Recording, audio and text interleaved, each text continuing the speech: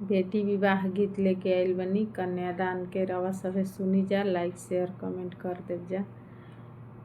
अरे अब कालू कैलू हो मछली जल के हो भीतरावा,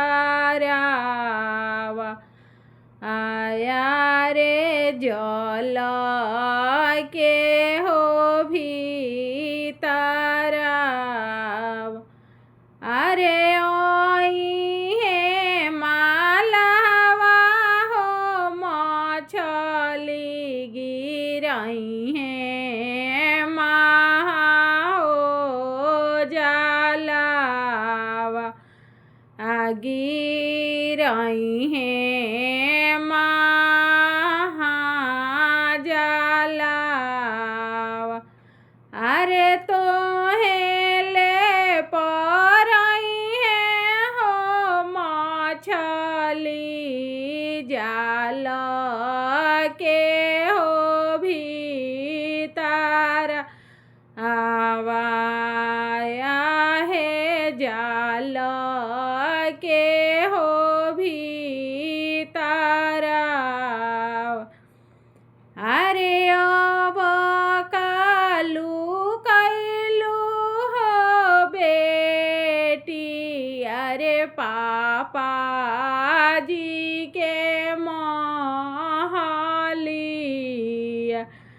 आया है पापा जी के है पंजरावा।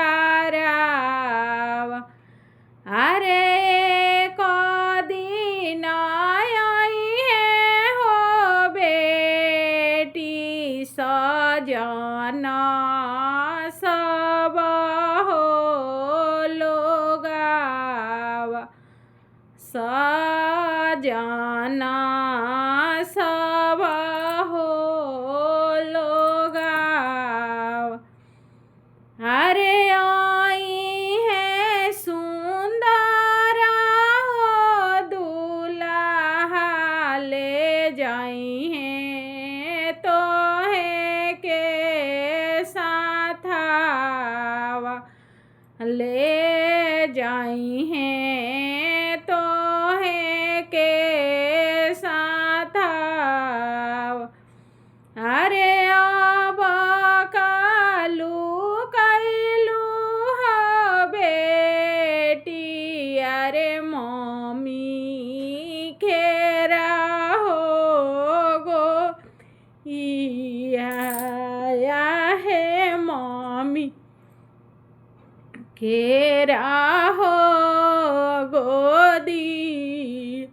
अरे आई है दुलरैता हो दूल्हा लेके जाई है तोह के संघावा, है लेके